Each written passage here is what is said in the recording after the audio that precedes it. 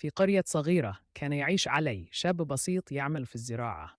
كان علي معروفا بأمانته ونزاهته بين الناس، لكن الآن كان يواجه أصعب اختبار في حياته.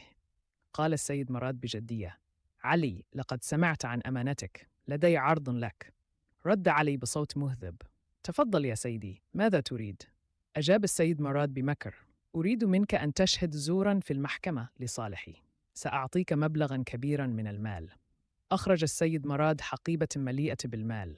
اتسعت عيون علي عند رؤيتها. قال علي بتردد: لكن يا سيدي، هذا مستحيل.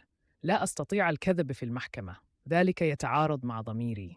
حاول السيد مراد إقناعه قائلا: فكر في الأمر يا علي، هذا المال يمكن أن يحل كل مشاكلك، يمكنك البدء في حياة جديدة.